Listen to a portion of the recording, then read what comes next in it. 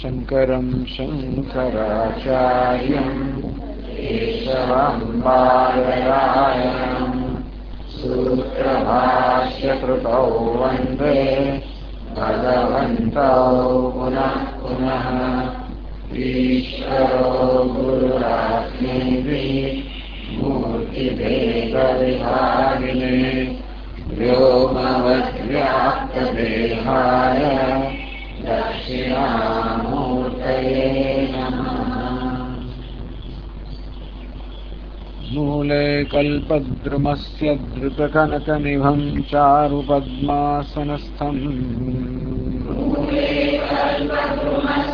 धृतकनकनिभं चारुपद्मासनस्थम् वामाङ्कारूढगौरी कुचनिबिडभरा भोगगाढोपगूढम् वामाङ्कारूढगौरी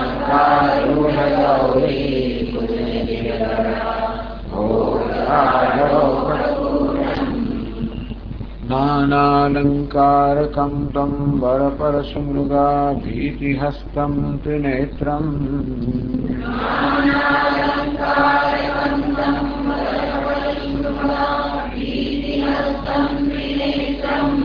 वन्दे बालेन्दुमौलिं गजवदनगुहाश्लिष्टपार्श्वं महेशम्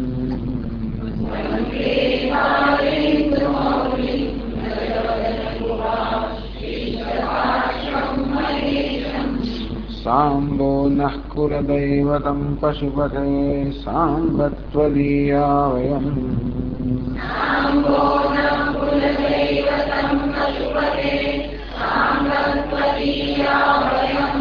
साम्बं स्तौमि सुरासुरो गगणाः साम्बेन सन्तारिताः साम्बं स्तौमि सुरासुरो गगणाः साम्बेन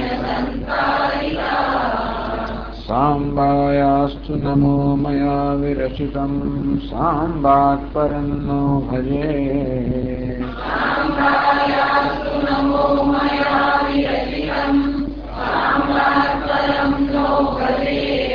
साम्बस्यानुचरोऽस्म्यहम् अमरतिः साम्बे परब्रह्मणि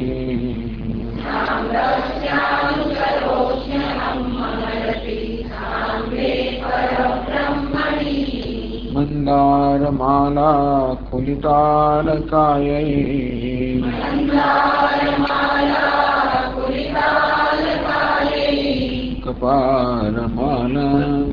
कपालमालाङ्कितशेखराय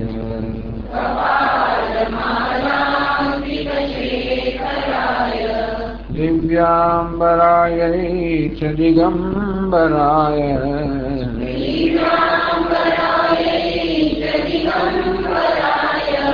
नमः शिवायै च नमः शिवाय।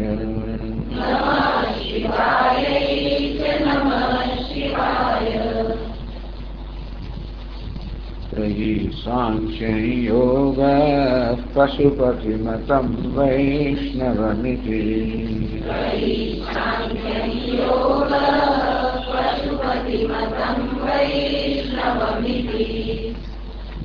अभिन्ने प्रस्थाने परमिदमरः पत्यमिति च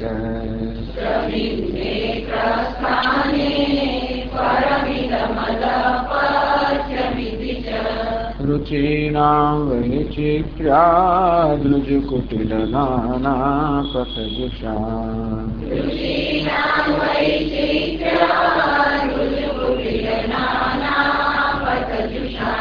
नृणामेको गम्यस्त्वमसि पयसामर्णव इव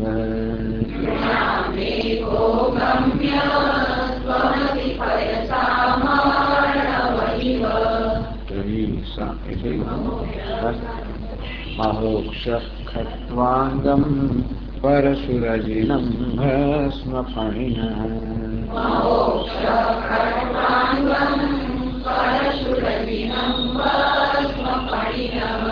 कपालं चेतीय तव वरदतन्त्रोपकरणम्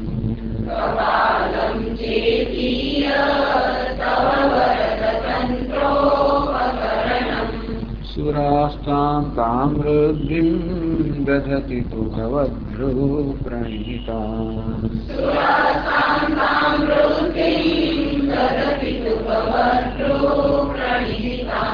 નહિ સ્વાત્મા રામં વિષયમૃગતૃષ્ણા ભ્રમયતિ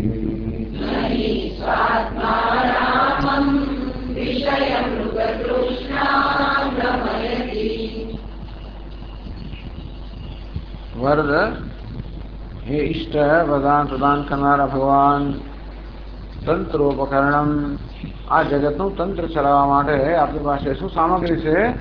મોક્ષ એક ગરડોબદ, ખટવાંગમ ખાટલાનો પાયો, સુહુ એક કુહાડી, અજીરમ મૃગચર્મ, ભસ્મ દેહ પર લેપ કરવામાં આવ્યું ચિરાની ભસ્મ, થઈને આપ અલંકાર રૂપમાં સર્પો, કપાલમ છે ભિક્ષાપાત્ર માટે એક ખોપડી. આટલું આપનું સમગ્ર જગતનું સંચાલન કરવા માટે તંત્ર ચલાવવા આપણી પાસે આટલી સામગ્રી છે. ટૂંકમાં આપ અત્યંત દરિદ્ર છો, આપણો દેખાવ અત્યંત દરિદ્રનો છે. છતાં જો કોઈને એમ થાય કે આવો દરિદ્ર દેવતા વળી શું આપી શકવાનો છે? સુરાસ્તામ તામ વૃદ્ધિમ દધતિ ભવદ્ભ્રુઃ પ્રણીતામ. નહીં, આપની સેવા કરીને, આપની કૃપા પ્રાપ્ત કરીને, આપના કૃપા કટાક્ષને કારણે જ આ દેવતાનો સો મહાન સમૃદ્ધિ પ્રાપ્ત કરે છે.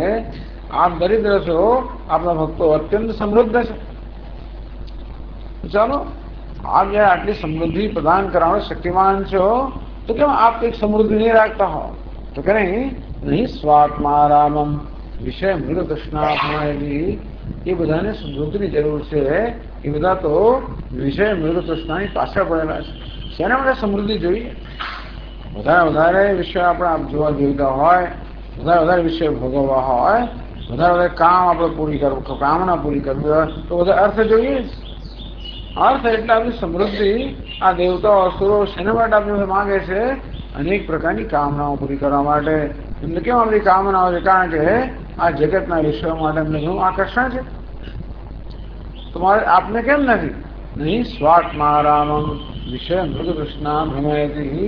આ વિષયોની જે મૃગ તૃષ્ણા છે એ સ્વાત્મા રામ ભ્રમયતી, પોતાના આત્મામાં આરામ અર્થાત ક્રીડા કરેલા, જે આત્મામાં જ નિષ્ઠ છે, આત્માના આનંદમાં નિષ્ઠ છે, એમાં જ પર્યાપ્ત છે, સંતુષ્ટ છે, એમાં જ ક્રીડા કરી રહ્યા છે એવા ભગવાન આપણે આ વિષયોનો જે મોહ છે અર્થાત એમનો જે સુખનો આભાસ છે એ કોઈ રીતે ભ્રમિત ન રહી શકે.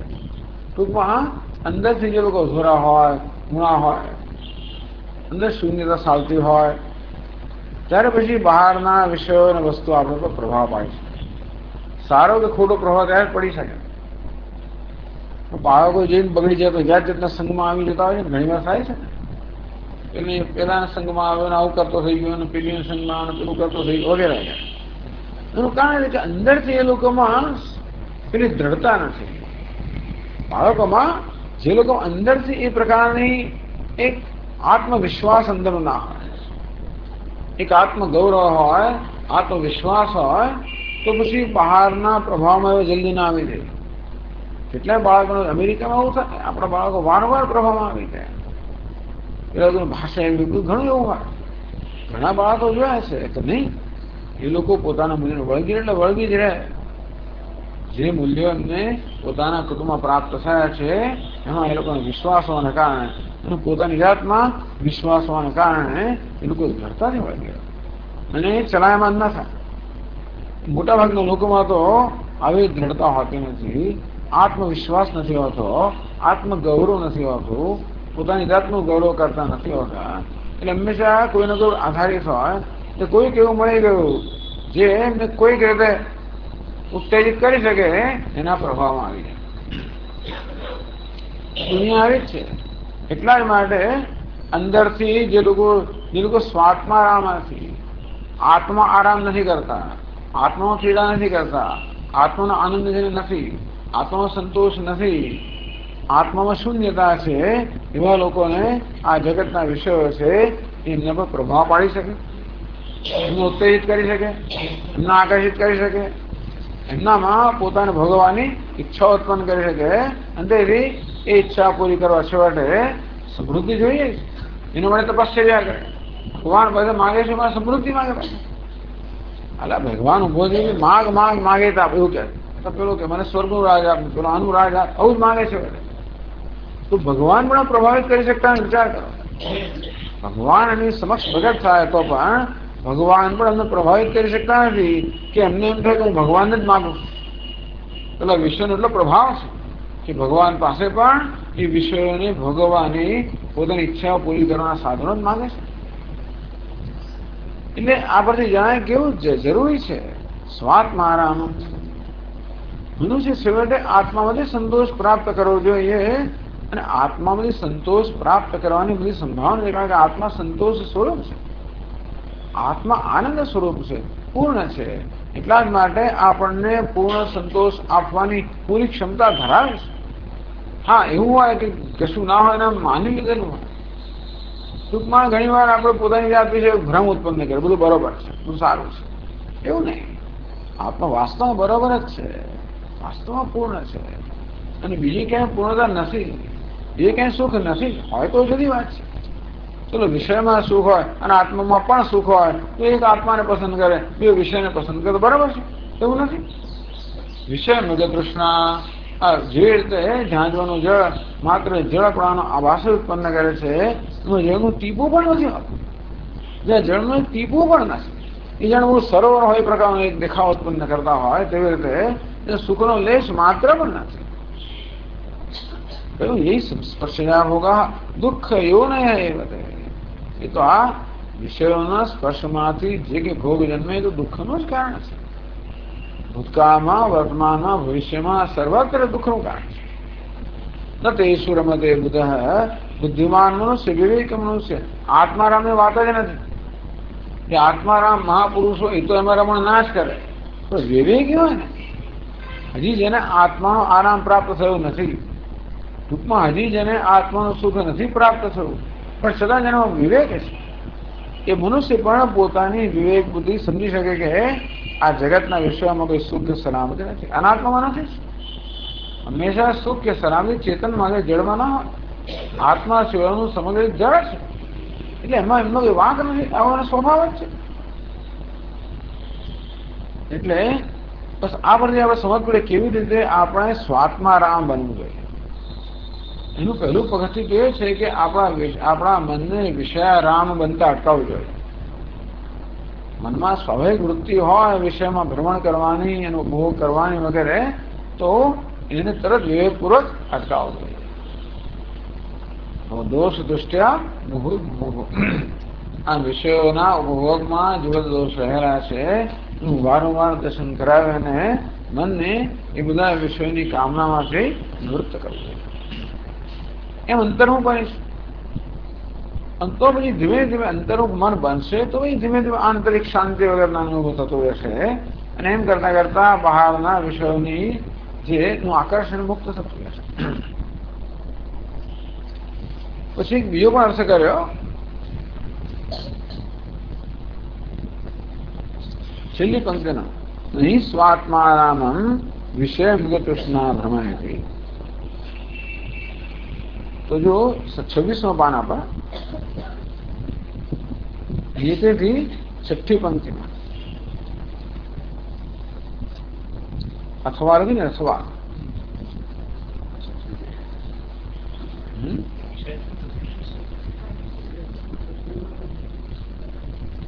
અથવા વિષય મૃગતૃષ્ણા, બધી ઘણી બધી અહીંયા આગળ અશુદ્ધિઓ છે છાપવામાં.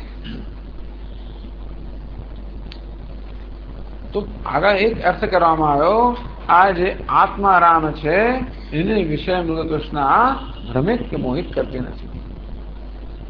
અથવા એનો બીજો પણ હવે સ્વાત્મારામમ. આ સ્વાત્મા અને રામ બે શબ્દ જુદા પાડ્યા. સ્વાત્મા વિષય મૃગતૃષ્ણા રામમ ન ભ્રમયત એવો અર્થ કરવામાં આવે. તો કે જે વિષય મૃગતૃષ્ણા અવિજ્ઞાનતઃકરણોપરક્તમ પ્રતિબિંબકલ્પમ જીવમ વ્યામોહયતિ. આ વિષય મૃગ તૃષ્ણા. તો વિષયમાં જે આકર્ષણ છે ખરેખર તો મિથ્યા આકર્ષણ છે, પરંતુ એ કોને મોહિત કરે છે? પેલા જીવાત્માને મોહિત કરે બિચારા. જીવાત્મા કોને કહેવાય? આપણા અંતઃકરણની અંદર ચૈતન્ય જે પ્રતિબિંબ પડ્યું હોય એને આપણે જીવાત્મા કહીએ. તો કેવી રીતે અંતઃકરણમાં અવિદ્યા છે એવું અવિદ્યામાં અંતઃકરણમાં ચૈતન્ય પ્રતિબિંબ પડે છે, એને ભલે જીવ કહેવાય, પછી એ બદ્ધ જીવ છે કે મુક્ત જીવ છે એને કેમ થાય? એ અંતઃકરણ અવિદ્યાથી વ્યાપ્ત છે કે વિદ્યાથી વ્યાપ્ત છે? એટલે કે ભાઈ અવિદ્યા અંતઃકરણો પરક્તમ, અવિદ્યાથી રંગાયેલા અંતઃકરણની અંદર જ્યાં ચૈતન્ય જે પ્રતિબિંબ એને આપણે જીવ કહીએ. એ જયારે વિદ્યાથી રંગાય આપણે જીવનમુક્ત કહીએ. એ જીવનમુક્ત પણ આ વિષય મૃગ તૃષ્ણાથી ભ્રમિત થતો નથી. ભગવાને તો વાત જ જવા દો. પરંતુ અંતઃકરણમાં અવિદ્યા હોય, અસ્મિતા અહંકાર હોય, મમકાર હોય, રાગ હોય, દ્વેષ હોય, અભિનિવેશ હોય, આ બધા પ્રકારની વૃત્તિઓ ધરાવવાનું જે અંતઃકરણ છે એમાં ચૈતન્ય પ્રતિબિંબ વધારે બિચારો જીવાત્મા અસહાય દીનહીન જીવાત્મા છે. આમ જે પોતાને દીનહીન માનતું હોય એ બહારની વસ્તુથી જલ્દી પ્રભાવિત થઈ જાય. તો વિષય મૃગ તૃષ્ણા છે એ આવા જીવાત્માને, અજ્ઞાની જીવાત્માને સરળતાથી પ્રભાવિત કરી શકે છે. રામમ ન વિમોહયતી, રામને મોહ ના કરે. રામ એટલે કોણ? તો કયું યોગીનામ રતિ વિષયમ. તો રામ એટલે રમંતે યોગિન યસ્મિન. રામ એટલે બીજાને રમાડે નામ રામ, બીજાને આનંદ. રામ નો એવો થાય, રામ એટલે રમણ કરનાર નહીં, રમણ કરાવનાર એવો થાય. તો કોને રમણ કરાવે? યોગી. યોગ રમંતે યોગીનો યસ્મિન. તો યોગીઓ જેમાં રમણ કરે છે, આમ યોગી લોકોના રમણ માટેનું, યોગી લોકોના આનંદ માટેનું સાધન છે ભગવાન. ઇતિ વદતિ તુલસીદાસ શંકર શેષ મુનિમન રંજનમ. આમ તુલસીદાસજી, શંકર ભગવાન, શેષનાગ બધા મુનિઓનું રંજન, બધાને આનંદ આપનારા. who delights everybody, બધાને આનંદ આપે છે નામ રામ. બીજાને આનંદ આપનાર તો સ્વયં આનંદ સ્વરૂપ છે, પ્રશ્ન જ નથી. તેથી રઘુનંદ આનંદ કંદ ભગવાન કેવાય છે, આનંદ કંદ સ્વયં. રામ શબ્દોનો અર્થ છે જે બીજાને આનંદ આપનારા છે. એટલા જ માટે યોગીઓ જેમાં નિત્ય રમણ કરતા હોય છે, રમંતે યોગી ના યસ્મિન, જેનામાં બધા યોગી હંમેશા રમણ કરતા હોય છે. એવા રામ જે છે એ કોણ? આત્મા. આત્મા રામ કહો કે રામ કહો, એ રામ કેવા? રામ એટલે પરમાત્મા. કેવા? સચ્ચિદાનંદ સ્વરૂપ પરમાત્મા.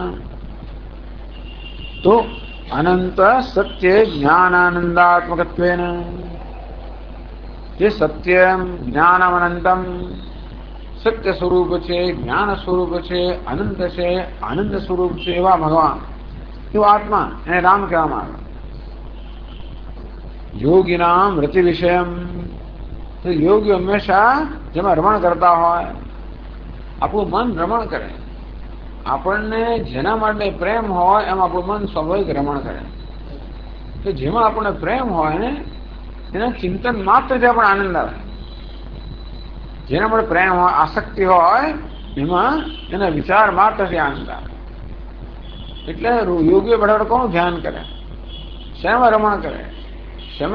શેમાં એમને શેમાં રતિ હોય? જે પોતાને પ્રિય હોય. યોગી હંમેશા આત્મામાં રમણ કરતા હોય. ભગવાન શિવજી માટે પૂછ્યું ને કે ભાઈ આખી દુનિયા શિવજીનું ધ્યાન કરે, તો શિવજી કોનું ધ્યાન કરે છે? સ્વાત્મા રમો, પોતાનું ધ્યાન કરતા.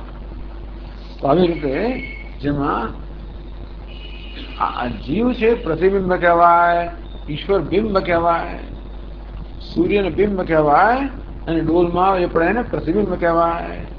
હું મારી સમક્ષ ઉભો હોઉં તો મારા મુખને બિંબ કહેવાય, અરીસામાં પડે ને પ્રતિબિંબ કહેવાય. પ્રતિબિંબ હોય તો બિંબ હોવું જોઈએ. આ જીવાત્મા પ્રતિબિંબ છે. કોનું પ્રતિબિંબ છે? રામનું, આત્માનું, પરમાત્માનું. તો અરીસામાં હવે પ્રતિબિંબ જે પડે ને, આપણું મોં જે અરીસામાં દેખાય એ કેવું દેખાશે એનો નિર્ણય કોણ કરે ખબર છે? પૂરો અરીસો કરે. અરીસો વાંકું ચૂકો હોય તો મોં વાંકું ચૂકું દેખાય. અરીસો તૂટેલો હોય તો મોં તૂટેલું દેખાય. અરીસો ઝાંખો હોય તો મોં ઝાંખું દેખાય. અરીસો વાંકો હોય તો મોં વાંકું દેખાય. એટલે કહે છે કે ભાઈ પ્રતિબિંબ પક્ષપાતિત્વાદ. આ બિચારો આ પ્રતિબિંબ છે, જીવાત્મા છે. એ જીવાત્મા કેવો છે એનો નિર્ણય કોણ કરે છે? એનું અંતઃકરણ નિર્ણય કરે. આપણું અંતઃકરણ નિર્ણય કરે કે આપણે કેવા છીએ. આપણા અંતઃકરણ અજ્ઞાન હોય, અહંકાર, મમકાર, રાગ, દ્વેષ હોય તો ચૈતન્ય એવો જ લાગે. ચૈતન્ય બિચારો અહંકાર, મમકાર વાળો, હું આવો છું, પેલો છું, રાગી છું, દ્વેષી છું એમ લાગે આપણને. અને ત્યારે તરત પેલી વિષય મૃગતૃષ્ણા છે હવે પ્રભાવ પાડે. જાત જાતના આપણને જાણે કે વચન ના આપતી હોય. અંદર દુઃખ હોય એટલે ત્યાં સુખ દેખાય. એટલે વિષય મૃગતૃષ્ણા છે એ અજ્ઞાની જે જીવ છે એને ભલે વિમોહિત કરતી હોય, પ્રભાવિત કરતી હોય, પરંતુ રામ જે છે સત્ય જ્ઞાન અનંત સ્વરૂપ છે, આનંદ સ્વરૂપ છે. જ્યાં બધા યોગી અર્પણ કરતા હોય છે એ જે બિંબ સ્વરૂપ છે એ પરમાત્માને મોહિત ના કરે. સ્વ આવરણંશેન ન અભિભવતી. તો અવિદ્યા આપણને શું કરે ખબર છે? પોતાના આવરણથી આપણું પેલું સ્વરૂપ જ ઢાંકી દે. ખરેખર તો આપણે અનંત સત્ય જ્ઞાન આનંદ સ્વરૂપ જ છે. અવિદ્યા શું કરે? એ ઢાંકી દે. હું છું, હું ભાસું છું એને ના ઢાંકી દે. એ સામાન્ય રૂપને ઢાંકી દે. આવે વિચાર સાગરમાં પણ વિશેષ રૂપને હું અનંત છું, સત્ય સ્વરૂપ છું, જ્ઞાન સ્વરૂપ છું, આનંદ સ્વરૂપ છું, મારી વિશેષતાને ઢાંકી દે. એમ કે ત્યાં આગળ હું તો અંતવત છું, અલ્પ છું, દુઃખી છું, મર્ત્ય છું, અજ્ઞાની છું એ પ્રકારનો ભ્રમ ઉત્પન્ન કરે.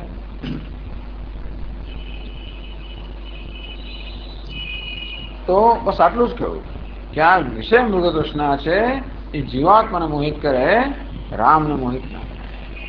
એ વિષય મૃગતૃષ્ણા કેવી? સ્વાત્મા. આ બધી એમની વિદ્વત્તા છે. સ્વાત્મા શબ્દને વિષય મૃગતૃષ્ણાનું વિશેષણ ગણાવ્યું છે. સ્વ સચ્ચિદાનંદાત્મક ત્વમેવ આત્મા સ્વરૂપમિસ્યા સા સ્વાત્મા. સ્વ આત્મા યસ્યા સા સ્વાત્મા. એવું કહ્યું. સ્વ એટલે પરમેશ્વર, સચ્ચિદાનંદ સ્વરૂપ પરમેશ્વર જેનો આત્મા છે એવી માયાને સ્વાત્મા કહે. તો માયાનો આત્મા તો ભગવાન જ છે. માયાનું મૂળ સ્વરૂપ તો ભગવાન જ છે. જેમ પેલો સર્પ છે એનો આત્મા તો રજ્જુ જ છે. એવી રીતે માયા ઈશ્વર અધ્યાય રૂપે એનું મૂળ સ્વરૂપ તો પરમાત્મા છે. સ્વાત્મા એટલે આ માયા જેનું મૂળ સ્વરૂપ સ્વ એટલે કે પરમાત્મા છે. એવી માયા ભગવાન આપને રામને કોઈ રીતે મોહિત કરતી નથી. સ્વઅધ્યસ્થા સા સ્વસત્તા સ્મૃતિપદમ ત્વામ પ્રથમ વ્યામોહેતી. કારણ કે માયા કોને કારણે છે? ભગવાનને કારણે છે. ભગવાન માયાવી છે તો કે માયાના નિયંતા છે. ભગવાન એને સત્તા સ્ફૂર્તિ પ્રદાન કરે ત્યારે માયા હોય, ત્યારે માયા ભાસે, ત્યારે માયા પોતાનું કામ કરે. તો માયા જેવી રીતે પેલો જાદુગર છે જેવી રીતે પોતાના જાદુથી પ્રભાવિત ના થાય. જાદુનો પ્રયોગ જેના પર કર્યો હોય એ પ્રેક્ષકો જાદુ પ્રભાવિત થયા હોય, જાદુગર તો ન થયા હોય. અંતે રીતે અજ્ઞાની જીવો બધા માયાથી પ્રભાવિત છે. પરમાત્મા જેની માયા છે એને માયા કેમ પ્રભાવિત કરી શકે? આ રીતે અર્થ કરવામાં આવ્યો. ટૂંકમાં એનો અર્થ એનો એ જ ફેર નથી પડ્યો. નહીં સ્વાત્મારામમ વિષય મૃગતૃષ્ણા ભ્રમણેતી. એ વિષય મૃગતૃષ્ણા છે એ પોતાના આત્મામાં રમણ કરનારને ભ્રમિત કરતી નથી. પણ એને જયારે જુદી રીતે બતાવ્યું, રામમ ન ભ્રમયતી. સ્વાત્મા વિષય મૃગતૃષ્ણા રામમ ન ભ્રમયતી. એ રામને ભ્રમિત ના કરે. કોને ભ્રમિત કરે? જીવને ભ્રમિત કરે એ બતાવે. તો હવે આગળ 27 પાના પર પછીના શ્લોકમાં કહે છે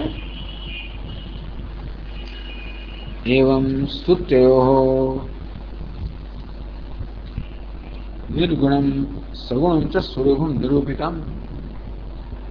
ટીકા કરતા હોય હરિહર ખાલી મહિમ શિવ મહિમને નહીં પણ આ તો હરિ મહિમનું સ્તોત્ર એમણે કર્યું. પણ ચાલો આપણે તો શિવ મહિમનું સ્તોત્ર તરીકે વાંચીએ છીએ.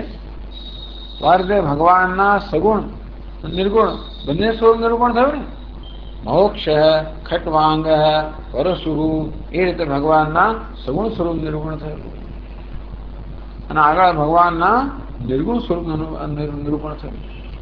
આ પ્રકારે જગતનું ઉપાદાન અતીત પંથાનમ તચ મહિમાવાન મનસેવો એમ કહીને ભગવાન આપનો મહિમા તો વાયને મનની પહોંચથી પર છે એમ કહીને ભગવાનના નિર્ગુણ સ્વરૂપનું નિરૂપણ કર્યું. એટલે ભગવાને જગત કારણ બતાવ્યું એ સગુણ સ્વરૂપ કહેવાય. તો ભગવાને સગુણ નિર્ગુણ બંને સ્વરૂપનું નિરૂપણ કર્યું.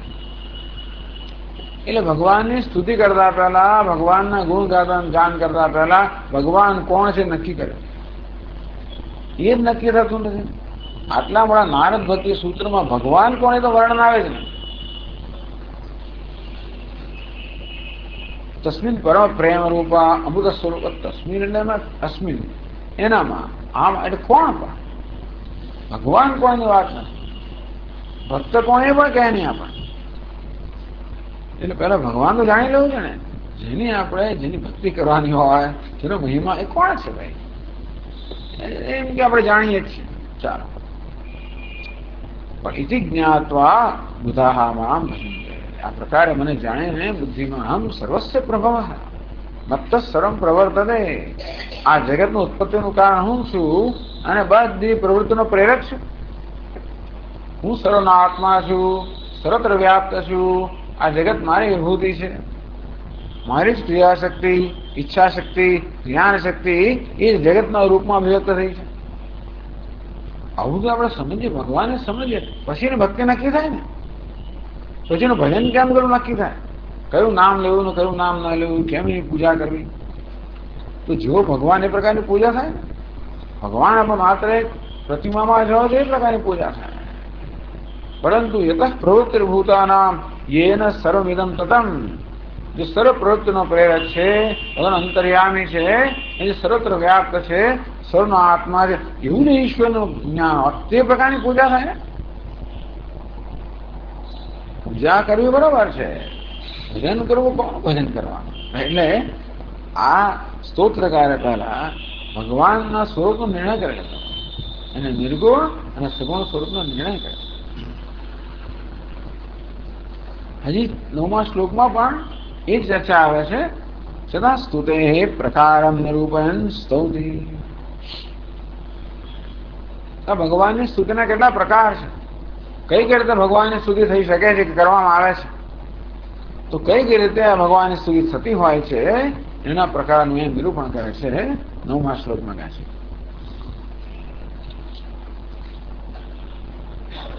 ધ્રુવમ કશ્ચિત સર્વમ સકલમ પરસ્ત્વધ્રુવમિદમ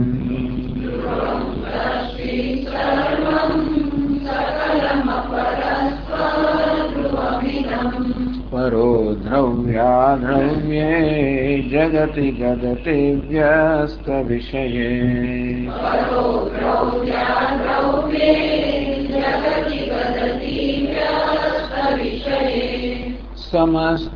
સમસ્તેપ્યેતસ્મિન પુરમથનતૈર્વેશ્મિત ઇવ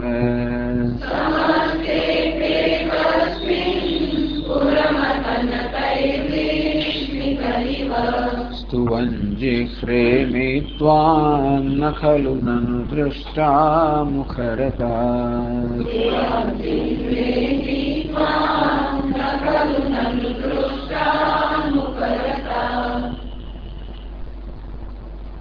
સ્તુવન જિહ્રેમિ ત્વામ ન ખલુ નनु દૃષ્ટા મુખરતા. મતલબ ચોથી પંક્તિ એ છે એમાં એ આખા એ શ્લોક છે એનો બોધ પણ આપી દે છે.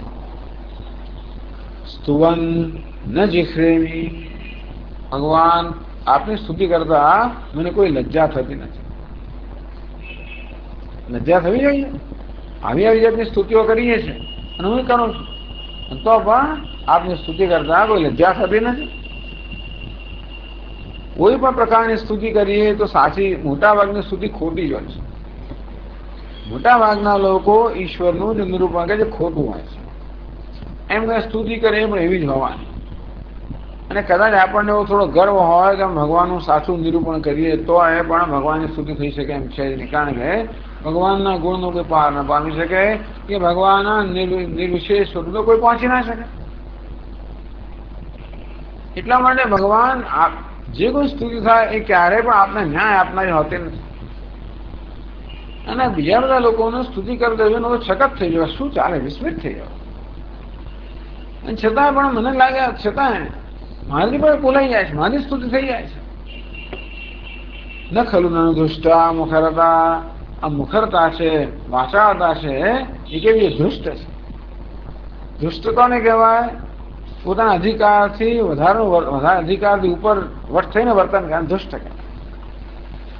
એને જે મર્યાદા ના જાળવે, જે વિવેકમાં મર્યાદામાં ન રહે, અંતેથી જે અવિવેકપૂર્ણ વર્તન કરે, મર્યાદાની બહારનું વર્તન કરે, એટલું નાનું પટ બોલે, ઘણી વાર બોલતું હોય ને, આમ તડ જવાબ આપે, આપણે શું કહીએ? દુષ્ટ છે, અવિવેકી છે, મર્યાદા નથી રાખતો, બોલવાનું ભાન નથી, ગમે તેની સાથે બોલે છે, ગમે તેમ બોલે છે વગેરે. એ દોસ્તોને મિત્રને કરતા ખરાબ ના લાગે તો બરાબર છે. વડીલોની સામે, ભગવાન સામે તો કેવી વાણી વાપરવી જોઈએ. ભૂલું જ ના, ખરેખર તો ભગવાન વિચારે કે વાણી શાંત જ થઈ જાય. છતાંય મારી વાણી તો બોલ્યા જ કરે. કેમ? કારણ કે અમારી વાચાળ છે ને એ દુષ્ટ છે, એટલે એનામાં કોઈ વિવેક નથી. અને માટે એ મર્યાદા જાળવતી નથી. ન બોલવાની જગ્યાએ પણ ભૂલી બેસે છે, દુષ્ટતા.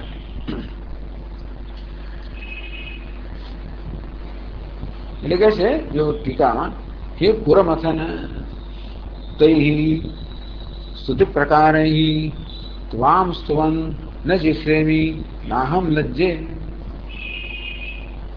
અત્યાર સુધીમાં મેં જે આપનું સ્તુતિ કરી ને, અત્યારે મેં જ્યાં સ્તુતિ કરી આટલા શ્લોકોમાં, એ પ્રકારે સ્તુતિ કરતા હતા લજ્જા નથી આવતા એમ કોઈ પૂછે તો એમ માને છે કે આ પ્રકારે સ્તુતિ કરીને ભગવાનને ન્યાય કરી રહ્યો છે. જરા પણ નહીં. તો તને લજ્જા નથી આવતી આ પ્રકારે ભગવાનની સ્તુતિ કરવા કે નથી આવતી? તૈ સ્તુતિ પ્રકારે ત્વામ સ્તુવન ન જિખ્રેમી નાહમ લજ્જે. ક્રિય એટલે લજ્જા, જિખ્રેમી મને લજ્જા નથી આવતી. ભગવાન ન જિખ્રેમી, આ રીતે સ્તુતિ કરતા મને કોઈ લજ્જા નથી થતી. કેમ? વિસ્મિત હેવ, હું તો વિસ્મિત જ થઈ ગયો છું. આપણે એકદમ અવાક બની જઈએ, વિસ્મિત બનીએ. જાત ચમત્કાર હેવ, આમ જેને ચમત્કાર જન્મ્યો હોય ને કેવા થઈ જાય? આપણે બાઘા બની જઈએ, સ્તબ્ધ બની જઈએ, વિસ્મિત થઈ જઈએ, આશ્ચર્યચકિત થઈ જઈએ ને. યથા કશ્ચિત અદ્ભુતમ દૃષ્ટ્વા વિસ્મિત તત્પરવશાત લોકોપહાસમ અગણિત્વા વિચેષ્ટતે. ઘણીવાર શું થાય છે, કોઈ અદભુત વસ્તુ જોઈએ આપણે, એવા વિસ્મિત થઈએ, એવા પ્રભાવિત થઈએ કે આપણે ભરી જાય તો ભૂલી જઈએ. અને પછી બીજા લોકો શું ગણશે, શું બોલશે, મને કેવો માનશે, એ બધા પ્રકારનું ભાન ભૂલીને આપણે એવી ચેષ્ટા કરવા લાગી જઈએ કે બસ લોકો છે ત્યારે આવું. ઘણી વાર થતું હોય છે, બીજાના પ્રભાવમાં આવી જઈએ ત્યારે થાય. આપણે જયારે આપણા સ્વભાવમાં વર્તા અમુક રીતે વર્તા હોઈએ, અમુક પ્રકારની મર્યાદા હોય, વિવેક હોય, બધું હોય, પણ ઘણી વાર બીજા ટોળામાં આવી જઈએ. ટોળા એક ટોળાશાહી છે. ટોળામાં આવી જઈએ એટલે એનાથી એવા પ્રભાવિત છે, આપણે પણ જાત જાતનું બોલવા માંગે, ભૂલી જઈએ કે આપણે કોણ છે. આવું આપણે બોલાય નહીં. આ તો ઉલટી વાત કરી, પણ બીજી રીતે પણ થાય. નહીં તો કે ભગવાન આપના મહિમાથી એવો તો વિસ્મિત થઈ ગયો. ઓહો, એને કારણે આશ્ચર્ય ચમત્કાર ન થયો હોય, આશ્ચર્યચકિત બની ગયો, અંતેથી હું તો મારું ભાન જ ભૂલી ગયો. વિસ્મિત તત્પરવશાત, એને માણસ પરવશ થઈ એટલે કે એના પ્રભાવમાં આવી જાય. લોકોપહાસમ અગણિત્વા વિચેષ્ટતે, લોકો હસશે, ઉપહાસ કરશે, મશ્કરી કરશે. આવું બોલાય, આવું તો એકદમ નાચવા લાગે, રડવા લાગે, હસવા લાગે. ગાળ પણ આપણે તો હસીએ ને કેવું કેવું ગાળ, કેવું વર્તન કરે. એને પડી જ નથી, એને નથી પડી એટલે એને ભાન નથી. એ પછી ભાનમાં આવે તો પછી બંધ થઈ જાય છે, પરંતુ અત્યારે ભાનમાં નથી. એને કારણે એવું વિચિત્ર વર્તન કરે છે કે લોકો એની મશ્કરી કરે.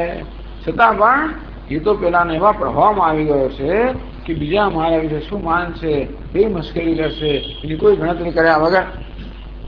વિશેષ થતે તો આ સામાન્ય માણસે વાત કરે, કોઈ માણસે વાત કરે. યદા કશ્ચિત, કોઈ માણસ અદ્ભુતમ દૃષ્ટવા, કોઈ અદ્ભુત વસ્તુને જોવે, એકદમ આશ્ચર્યચકિત બની જાય, વિસ્મિત થઈ જાય અને એના એવા પ્રભાવમાં આવી જાય કે ભાઈ જાત જાતની ચેષ્ટાઓ કરવા લાગે. અત્યંત ઉત્તમ વસ્તુ જોઈ હોય તો હર્ષના આવેગમાં આવી જાય કે આમ હર્ષના એકદમ ઉભરાઈ જાય. એને કારણે પછી કૂદવા મળે, એને બોલવા મળે, નાચવા મળે, એવું કરવા મળે. તો પછી ત્યારે વિચાર ના કરે કે બીજા બધા લોકો મારું શું કહે છે. આવી જાતનું જેવી રીતે સામાન્ય માણસ થતું હોય છે એવું મને પણ થયું છે. સ્તોત્રકાર કહે છે તથા અહમપી સ્તોતુમયમ ન જાનાતિ જનઃ મામ ઉપહિષ્યસી ઇતિ લજ્જામ અગણેન ત્વસ્તુતો પ્રવૃત્તોસ્મિ. એમ ભગવાન હું પણ આપણી સ્તુતિમાં પ્રવૃત્ત થઈ ગયો છું. બીજા વિદ્વાનો જયારે સ્તુતિ સાંભળે છે અને જોશે કે આ મૂર્ખ છે. સ્તુતુમયમ ન જાનાતિ, આ સ્તુતિ કરવાનું ભાન તો છે નહીં. બીજા વિદ્વાનો જયારે મને જોશે અને સાંભળે છે ત્યારે કહે છે કે આને કઈ આવડતું છે ને, શું બોલે છે, સ્તુતિ કરતા આવડતું નથી. એમ કરીને મામ ઉપહિષ્યસે, તો મારી ઉપહાસ કરે, હશે બધા. એ પ્રકારની લજ્જાની જરાય ગણના કર્યા વગર જ ભગવાન હું તો આપણે સ્તુતિ કરવામાં પ્રવૃત્ત થઈ ગયો છું.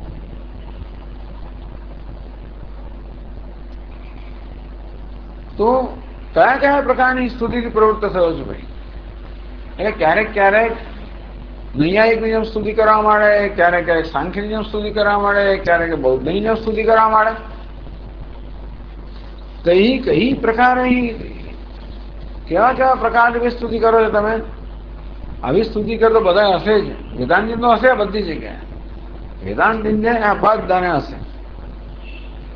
પેલો બીજો હર્ષના આવેગમાં આવ્યો હોય, પેલાને કે કઈ શું નવી વાત ન કહી, આ બધા કેવી મૂર્ખતા છે. પેલાને આશ્ચર્ય દેખાતું હોય કે મને આપણે મૂર્ખતા દેખાશે, તો એને પડી નથી, એ ભૂલી ગયો છે. શું આ બધાની હાજરીમાં છું, હું ક્યાં છું, કોની વચ્ચે છું, કોણ મને જોઈ રહ્યા છે, કોણ મારું મૂલ્યાંકન કરી રહ્યા, આ બધું ભૂલી ગયો. એ બસ પોતાની મસ્તીમાં જ આવી ગયો. અને પોતાની મસ્તીમાં આવે ને બસ જેમ તેમ વર્તન કરવા લાગ્યો, જેમ તેમ બોલવા લાગ્યો. તો હું પણ મારી મસ્તીમાં આવી ગયો છું. ભગવાન આપના પ્રભાવ તેથી આ જેમ તેમ બોલું છું, ભૂલી જઉં છું કે વિદ્વાનો શું કહે છે. એટલે આને કઈ આવડતું છે નહીં, સ્તુતિ કરતા નથી આવડતું ને શું કરે છે.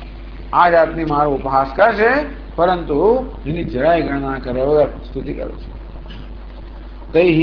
કઈ પ્રકારે, તો કયા પ્રકારની સ્તુતિ કરવામાં લજ્જા નથી આવતી? તો કે ધ્રુવમ કશ્ચિત સર્વમ સકલમ. કોઈ કહેશે કે આ સમગ્ર જગત કેવું છે? ધ્રુવ છે. ધ્રુવ મિત્યા કશ્ચિત કોબી સાંખ્ય પાતંજલ મતાનુસાર. તો જે સાંખ્ય મત વાળા છે અને યોગી લોકો એમના ચમચા એટલે કેટલું એમને અનુસરણ કરનાર. મૂળ વૈશેષિક નૈયાયિક લોકો છે બધા એનું અનુસરણ કરનારા. તો મૂળ પેલા સાંખ્ય લોકો યોગીનું અનુસરણ કરનારા, મૂળ પૂર્વ મીમાંસકો આ લોકો એનું અનુસરણ કરનારા. ટૂંકમાં અનુસરણ કરશે. આમ તો ત્રણ, એટલે 3 તો 6 કહેવાય ખરા, એમાં 3 પેલા ચેલાઓ છે, એમના પૂંછડીઓ છે, અને 3 પેલા એ છે. ચાલ જે હોય છે. પણ એટલે કે નૈયાયિક લોકોને કોઈ નવું દર્શન નથી. તેનો ભાવ એ છે કે એમનું દર્શન વૈશેષિક દર્શન, ત્યાં તેના થોડો ફેરફાર કર્યો હતો. યોગી લોકોને નવું દર્શન અને સાંખ્યનું જ દર્શન. વેદાંત લોકોને ખરું, પણ એની પદ્ધતિ તો બધી પૂર્વ મીમાંસા જેવી બધી મીમાંસા કરવાની પદ્ધતિ બધા એમના જ ચેલા. તો વ્યવહાર તો ભાટ્ટા નય, વ્યવહાર તો ભાટ્ટા અથવા ભટ્ટા નય. ભટ્ટ જે નય છે એનો જે ન્યાય છે એને અમે અનુસરણ કરીએ છીએ. તો ચાલો એટલે કોપી સાંખ્ય પાતંજલ મતાનુસારી, કોઈ સાંખ્ય મતનું અનુસરણ કરનાર હોય, પાતંજલ મતનું અનુસરણ કરનાર હોય, એનો શું અભિપ્રાય છે? સર્વમ સમગ્રમ જગત ધ્રુવમ, એ કહે છે કે આ જગત સત્ય છે. કોઈ કહે છે કે આ જગત સત્ય છે, એ તો પરમાત્માને જગત વિશે કોઈ પ્રકારનો અભિપ્રાય છે વ્યક્ત કરીને એક અથવા બીજી રીતે માણસ પરમાત્માની સ્તુતિ કરતો હોય છે. આમ દરેક મનુષ્યના મનમાં ઈશ્વર વિશે કશો ખ્યાલ તો હોવાનો છે. આપણે ઈચ્છીએ કે ન ઈચ્છીએ, પણ આપણી બુદ્ધિનો સ્વભાવ જ છે કે બધી વસ્તુ વિશે કશો ને કશો નિર્ણય હોવાનો. આમ જગત વિશે પણ નિર્ણય હોવાનો, ઈશ્વર વિશે નિર્ણય હોવાનો, પોતાના વિશે નિર્ણય હોવાનો જ. એના માટે કોઈ શાસ્ત્રનું અધ્યયનની જરૂર નથી. જન્મ્યા ત્યારથી અબુધ હોય ત્યારથી કે ગોપાળ એ બિચારાને કઈ ક્યારે શાળામાં ગયો એવાથી માણીને જે બધા પંડિતો બધાના અભિપ્રાય હોવાના. અને પંડિત છે માટે સાચો અભિપ્રાયનો નિયમ નથી, અને ગોવા છે માટે સાચો ખોટો કઈ નિયમ નથી. માણસે બુદ્ધિમાં હોવાના જ નિર્ણય. તો આ રીતે ભગવાન આપના વિશે આ બધા લોકો જાત જાતના નિર્ણય અને કેટલાકને દ્રષ્ટાંત આપે. આ જગત ધ્રુવ છે. ધ્રુવ એટલે કેવું છે? તૂટી નથી જતું, સ્થિર છે, એટલે નિર્વિકાર છે. ટૂંકમાં જન્મ નિધન રહિતમ સદૈવ ગદતી. આ જગત સાચું છે. ટૂંકમાં એનો ક્યારે જન્મ નથી, એનું ક્યારે મૃત્યુ નથી. એનું તો પ્રવાહ નિત્ય, એટલે એનું પ્રવાહ નિત્યત્વ છે. સાંખ્ય લોકો શું કે કોઈ વસ્તુનો નાશ પણ ના થાય, કશાની ઉત્પત્તિ પણ ના થાય. એ લોકોને સત્કાર્યવાદી કહેવામાં આવે છે. એ લોકો એમ કે ઘડાને કઈ ઉત્પત્તિ થઈ નથી. આપણે માટેના પિંડમાંથી ઘડો બનાવીએ ત્યારે કોઈ નવો ઘડો બનાવે એ લોકો નહીં કહેતા. કે ઘડો તૂટી જાય અને છેવટે માટે મળી જાય ત્યારે ઘડો નષ્ટ થાય એમ પણ નહીં કહેતા. એ તો એમ કે તમે સોનામાંથી અલંકાર બનાવો તો કે અલંકાર નહોતા એવું નથી. સોનામાં અલંકાર હતા જ, માત્ર અવ્યક્ત રૂપમાં હતા. આમ ઘડો માટેના પિંડમાં હતો જ, અવ્યક્ત અર્થાત ઇન્દ્રિય ગોચર ના હતો, એટલે દેખાતો નહોતો. તો કુંભારે શું કર્યું? કુંભારે તો માત્ર અવ્યક્ત અર્થાત ઇન્દ્રિય ગોચર ન હતું, એને વ્યક્ત બનાવ્યું. કુંભારે પોતાની પ્રવૃત્તિ શું કર્યું? ઘડો હતો એ જ ઘડો એને દેખાડ્યો. જે ઘડો વિદ્યમાન હતો એને વર્તમાન કર્યો, અર્થાત જે ઘડો અવ્યક્ત હતો એને વ્યક્ત બનાવ્યો. આવું આપણને સાંખ્ય લોકો સમજાય. વેદાંત લોકો પણ વ્યવહારમાં આનો સ્વીકાર કરે છે. ટૂંકમાં વસ્તુનો જન્મ નથી, એનો આવિર્ભાવ થાય. શું થાય છે? અવ્યક્તમાંથી વ્યક્ત બને, તે દેખાતો નથી, એનો આવિર્ભાવ થાય. જેવી રીતે વાદળ આડે સૂરજ ઢંકાઈ ગયો હોય તો વાદળ જયારે જતા ત્યારે સૂરજનો આવિર્ભાવ થયો, એનો જન્મ નહીં થયો. અંતે તો વાદળો વળી આવે અને સૂર્ય દેખાતો બંધ થાય તો સૂર્ય નષ્ટ થાય, તિરોભાવ થયો. બરોબર ને? આવિર્ભાવ, તિરોભાવ. અવ્યક્તમાંથી વ્યક્ત, વ્યક્તમાંથી અવ્યક્ત. આવું કે આવું સાંખ્ય લોકો કહે છે. એટલે કોઈ દિવસ કશાનો નાશ પણ નથી, કોઈ દિવસ કશાનો જન્મ પણ નથી. વસ્તુ જે છે એ જ એક રૂપમાંથી બીજા રૂપમાં પરિવર્તન થતું હોય. રૂપમાં માટે જે પિંડના રૂપમાં હતી એ જ હવે ઘડાના રૂપમાં આવેલી. અત્યારે જે ઘડાના રૂપમાં છે એ પાછી પિંડના રૂપમાં આવશે. આ પ્રકારની પ્રક્રિયા સાંખ્ય લોકો સમજાય. આમ બિચારા યોગી લોકોને આ બધા બહુ ચિંતા નથી, પણ એટલું ખરું કે બે તત્વ છે, પુરુષ તત્વ અને પ્રકૃતિ તત્વ. આ બંને સ્વતંત્ર છે. એ સાંખ્ય મત યોગી પણ સ્વીકારે છે. આત્મા અનેક જે પુરુષ અનેક છે એ મત પણ સ્વીકારે છે. એટલું છે, બાકી બધું સ્વતંત્ર છે. ટૂંકમાં સાંખ્ય લોકોએ જે આપણને તત્વ કહ્યું એનું દર્શન કેમ કરવું એની રીતે આપણને યોગી લોકો બતાવે. સાંખ્ય લોકોને એમ કે બસ આ માત્ર વિવેકથી તો જ્ઞાન થાય, પુરુષ પ્રત્યે વિવેક કેમ કરવો એ યોગી લોકો સમજાવે. તેન પરમેશ્વરો ભી તાવન માત્ર શ્રેષ્ઠે ન તો અસત ઉત્પત્તે સતોવા વિનાશ અભિપ્રાય. જગત વિશે એમ કે ઈશ્વર વિશે શું કહેવાય? જગતમાં ક્યાંય ઉત્પત્તિ નથી, ક્યાંય નાશ નથી, માત્ર રૂપાંતર છે. માટી એક રૂપમાંથી બીજા રૂપમાં, બીજામાંથી ત્રીજા રૂપમાં. જેમ આપણે સોનામાંથી ઘરણું બનાવીએ એવું છે. લગડી હોય અને પછી એને ગરમ કરે અને ગાળે અને ગરમ કરીને લાંબુ બનાવે, એનું મોટું પછી સળીઓ બનાવે અને તાર બનાવે અને જાત જાતનું કરે, ટુકડા બનાવે, પછી એની ગોળ પેલી રીંગ બનાવે, પછી માળા બનાવે. તો એક જ સોનું જ્યાં જાતના રૂપ લેતા હોય એવું નથી કરીને આમ જન્મ થયો કે નાશ થયો. તો ભગવાન કહેવાય, ઈશ્વર કોને કહેવાય? ઈશ્વરને કહેવાય જે જગતનું શાસન કરતો હોય. આમ જગતનું રૂપ કહીને એ ઈશ્વરનું રૂપ કહેવાય ગયું. જયારે એમ કહેવામાં આવે કે જગતમાં કોઈ જન્મ નથી, એનો અર્થ એ કે ઈશ્વર પર જન્મ ના કરી શકે. જગતમાં કોઈ વિનાશ અર્થાત ઈશ્વર પર વિનાશ ન કરી શકે.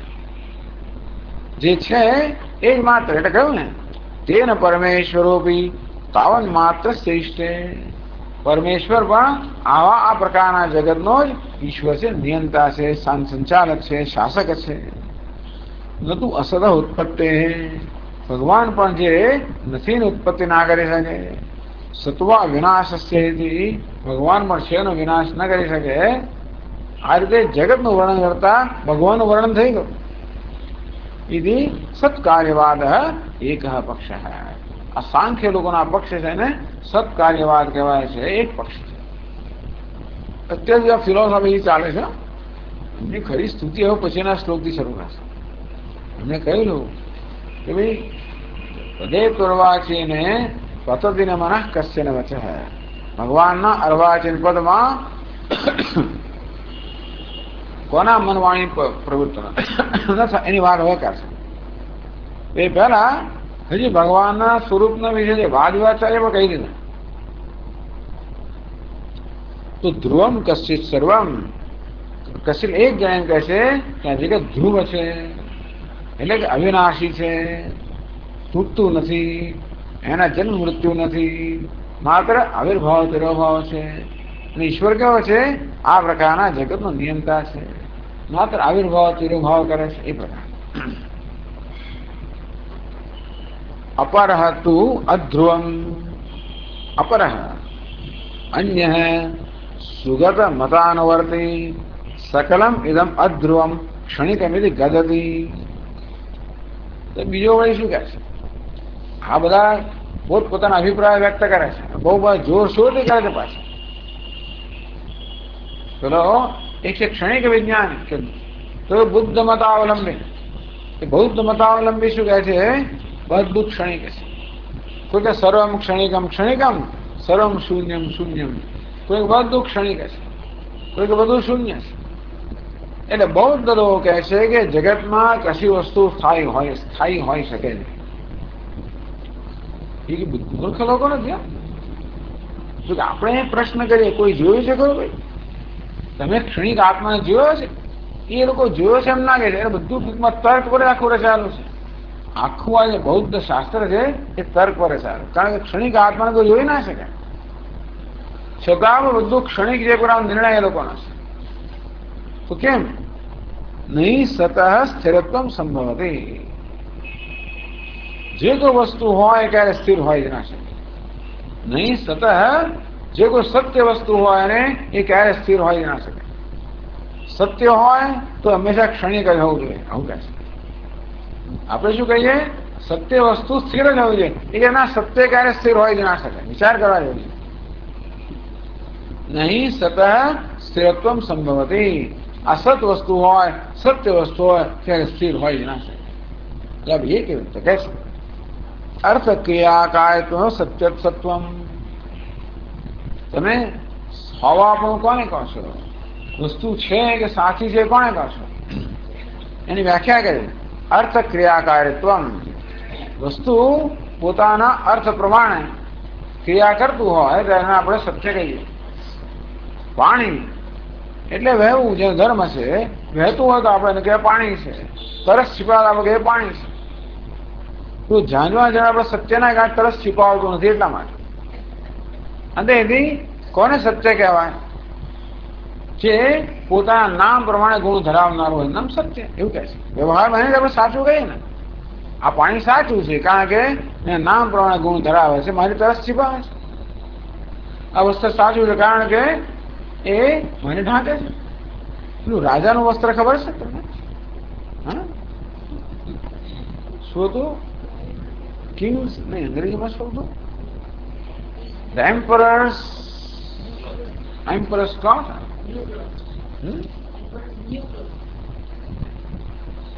એક વાર એક જણ આવ્યો વણકર, રાજાને કે તમારું દિવ્ય વસ્ત્ર બનાવો.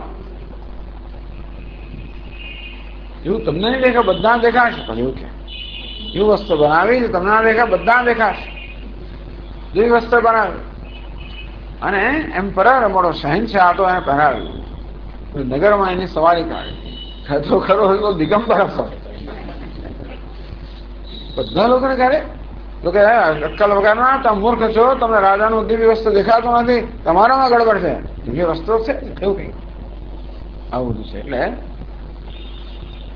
ટૂંકમાં એ વસ્ત્રને આપણે સાચું વસ્ત્ર નાખીએ. વસ્ત્ર કોને કહેવાય? આચ્છાદિત કરે એને વસ્ત્ર કહેવાય. પેલું એમ્પરર્સ ક્લોથ એને આચ્છાદિત નથી કરતું. એટલે આપણે પણ જાણીએ સત્ય કોને કહેવાય? જે પોતાના નામ પ્રમાણે ગુણ ધરાવનારો. આમ દરેક શબ્દોનો અર્થ થાય ને વસ્ત્ર, એ વસ્ત્ર ધાતુમાંથી આવ્યું, આચ્છાદિત કરવું એટલે જે આચ્છાદિતના વસ્ત્ર. અને વસ્ત્ર કહેવાય કારણ કે પોતાના નામ પ્રમાણે ગુણ ધરાવે છે. આપણને ધારો કે બીજા અર્થ ના કહેશે, અમે ખબર ના, પણ દરેકના અર્થ આમ છતાં જ હોય છે. એટલે ટૂંકમાં ચાલો, એટલે આ બૌદ્ધ લોકો આપણે એમ કહે કે સત્ય કોને કહેવાય?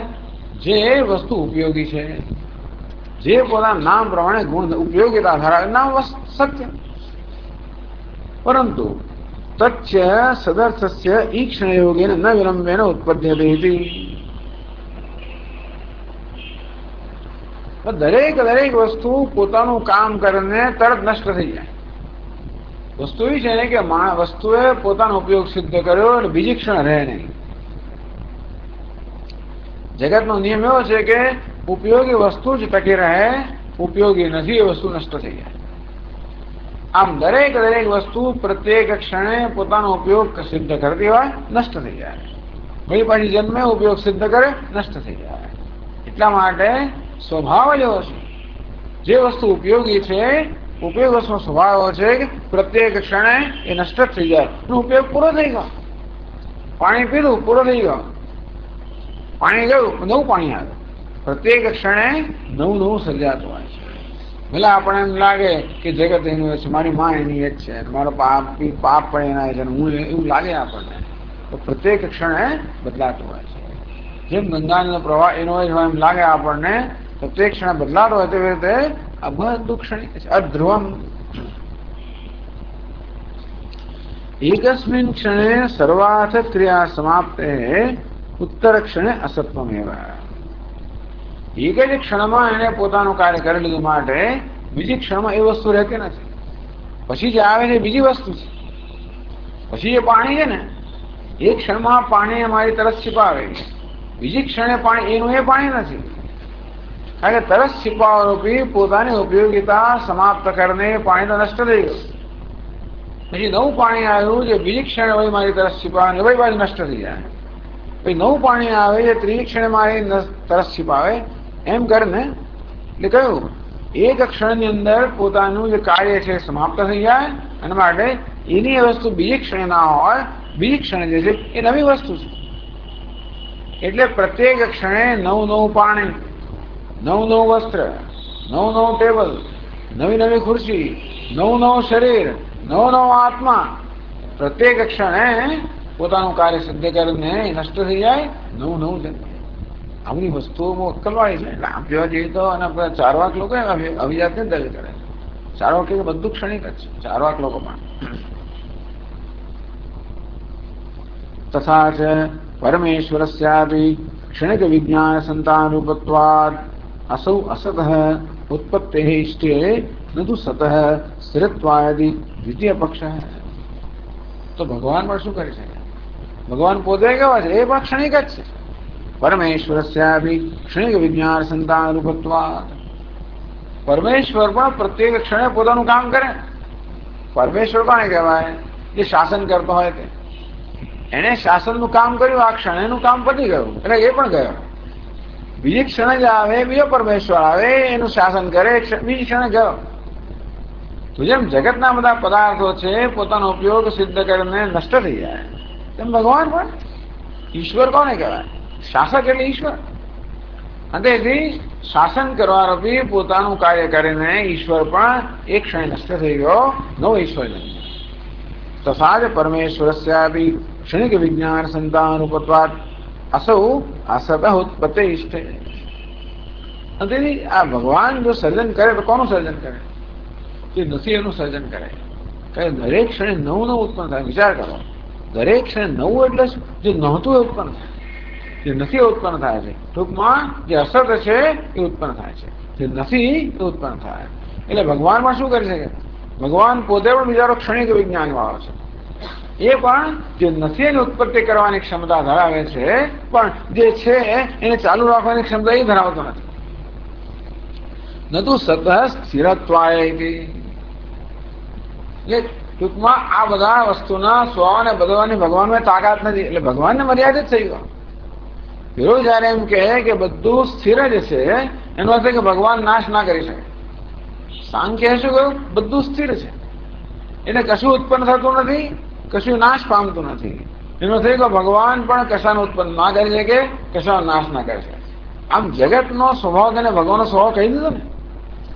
આ કહે છે કે બધું ક્ષણિક છે. એનો ક્ષણિક નો થયો કે પ્રત્યેક ક્ષણે નવી વસ્તુ ઉત્પન્ન થાય.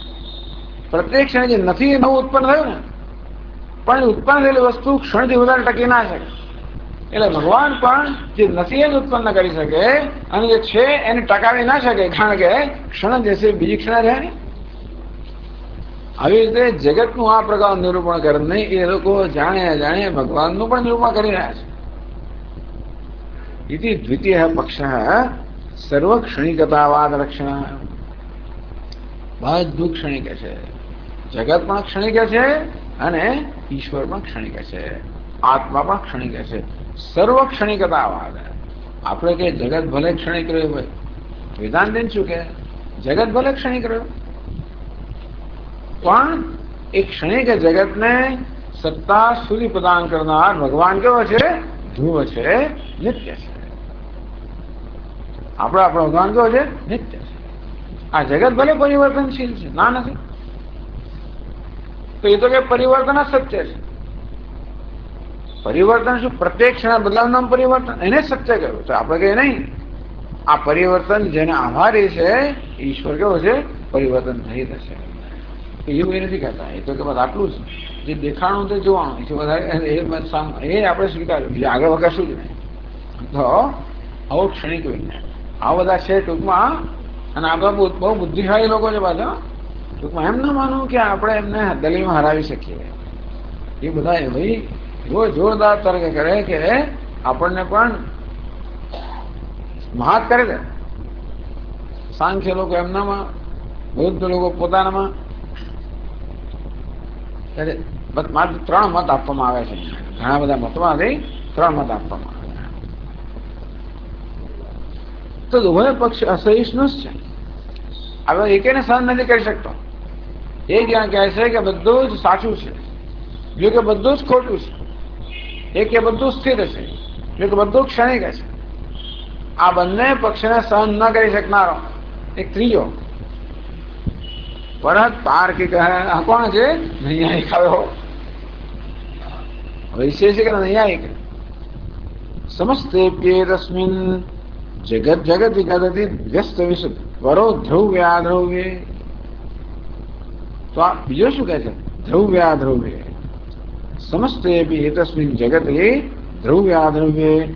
ધ્રુવ એટલે નિત્ય, અધ્રુવ અનિત્ય, ધ્રુવ્યાધ્રુવ્ય નિત્યત્વ અનિત્યત્વે વ્યસ્ત વિષય ભિન્ન ધર્મવર્તની ગદતી. તો વૈશેષિક નૈયાયિક શું કે? ના ના, આ ધ્રુવ પણ છે, અધ્રુવ પણ છે, નિત્ય પણ છે અને અનિત્ય પણ છે. કારણ દ્રષ્ટિએ જોવા જઈએ જગત કેવું છે? નિત્ય છે. કાર્ય જોવા જઈએ તો અનિત્ય. આ કારણ પરમાણુ છે. પરમાણુ દ્રષ્ટિએ કેવું છે? નિત્ય છે. આ કાર્ય શું છે? નામરૂપ છે. કેવું છે? અનિત્ય છે. એટલે એ લોકો આ જગત બધું પરિવર્તનશીલ દેખાય જ છે અને એને નિત્ય કહેવું એ પણ મૂર્ખતા છે. પણ એ કહે છે કે ભાઈ આ બધું અનિત્યનો જે ખેલ છે એનું કઈ નિત્ય મૂળ હોવું જોઈએ. એટલે એમ કે કારણ કે દેખાતું નથી ને. છેવટે આ બધું પરમાણુમાંથી બનેલું છે. પરમાણુનો તો કલ્પનાનો વિષય છે. તેથી છેવટે એવી કલ્પના કરી કે આ બધી વસ્તુઓ જઈને શેમાં વિરમે? પરમાણુ, જેનો સ્વયં નાશ નથી, ઉત્પત્તિ નથી. ટૂંકમાં પરમાણુની દ્રષ્ટિએ, કારણની દ્રષ્ટિએ આ જગત નિત્ય છે, ધ્રુવ છે. કાર્યની દ્રષ્ટિએ, નામરૂપ દ્રષ્ટિએ જગત કેવું છે? અધ્રુવ છે, અનિત્ય છે. નિત્યત્વ વ્યસ્ત વિષય ભિન્ન ધર્મ વર્તિની. ટૂંકમાં જગતનો કોઈ એક ધર્મ નથી, આ બે ધર્મ છે. નિત્યત્વ, અનિત્યત્વ, ધ્રુવત્વ, અધ્રુવત્વ. એવા ભિન્ન ભિન્ન ધર્મ ધરાવનારું આ જગત છે એવું બોલો વૈશેષિક ન્યાયિક છે. આકાશાદિ ચતુષ્ક પૃથ્વ્યાદિ ચતુષ્ક પરમાણવસ્તુ નિત્યા.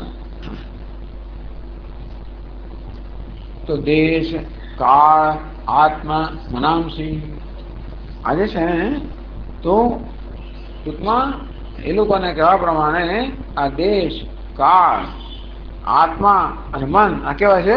નિત્ય છે. તો ઉપરાંત આ પરમાણુઓ નિત્ય છે. પૃથ્વી, જળ, અગ્નિ, વાયુ એ પણ નિત્ય છે અને આકાશ પણ નિત્ય છે. આકાશ, કાળ, આત્મન પૃથ્વ્યાદ એ જ ગણો પ્રેમ. આકાશ, કાળ, દેશ, આત્મા, મન અને ચાર પરમાણુઓ એ નિત્ય છે. 9 વસ્તુઓ એ જ કહો.